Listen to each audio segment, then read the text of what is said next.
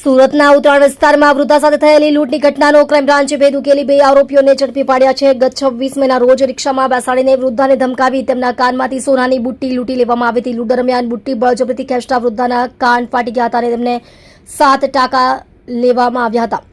Surat crime બ્રાન્ચની ટીમે સુરેન્દ્રનગર જિલ્લાના સાયલા તાલુકાના રિક્ષા ચાલક ઋત્વિક તથા તેની મહિલા સાગર કાજલબેનની ધરપકડ કરી છે। પોલીસે આરોપી પાસેથી લૂંટાયેલી સોનાની બુટ્ટી કબજે કરી લીધી છે, જ્યારે ગુનામાં વપરાયેલી રિક્ષા જપ્ત કરવા ટીમ રવાના કરવામાં આવી છે। મુખ્ય આરોપી અગાઉ પણ દારૂના અને ચોરીના ગુનાઓમાં ઝડપાઈ ચૂક્યો હોવાનું સામે આવ્યું છે। હાલ પોલીસે સમગ્ર મામલે વધુ તપાસ શરૂ કરી છે।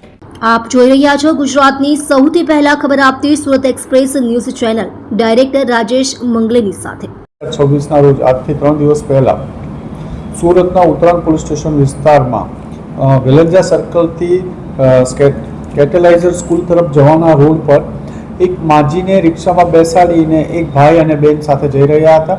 થોડા આગળ જઈ રિક્ષામાં જે માજીને બેસાડેલા હતા રિક્ષા ડ્રાઈવર અને પેલા બેને એને ધમકાવી એની પાસેના કાનમાં પહેરેલા એરિંગ્સને આપી દેવા માટે ધમકાવ્યા। એ ન આપતા જ્યારે માજી જબરજસ્તી રિક્ષામાંથી ઉતરી જતા એ કાનમાંથી જબરજસ્તી ખેંચી અને કાનની બુટ્ટી કાઢી લેવામાં આવી હતી, જેમાં માજીને 7 ટાંકા પણ આવ્યા હતા અને ત્યારબાદ પોલીસને જાણ કરતાં ગુનો દાખલ કરવામાં આવ્યો હતો।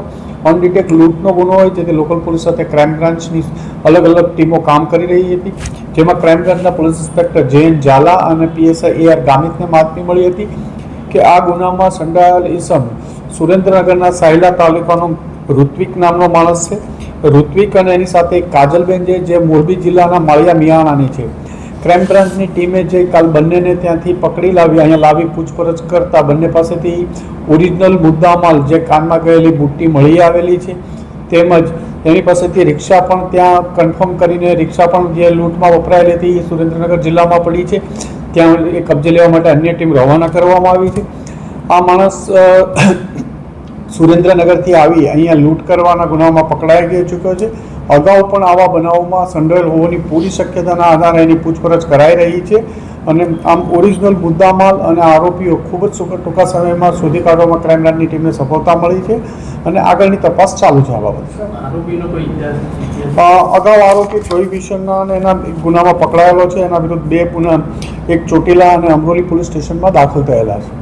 આરોપી સુરતમાં રહેતા છે કે એ સુરતમાં આવજાવ કરે છે, સુરત રહેતો નથી પણ સુરતમાં આવજાવ કરે છે। Okay sir.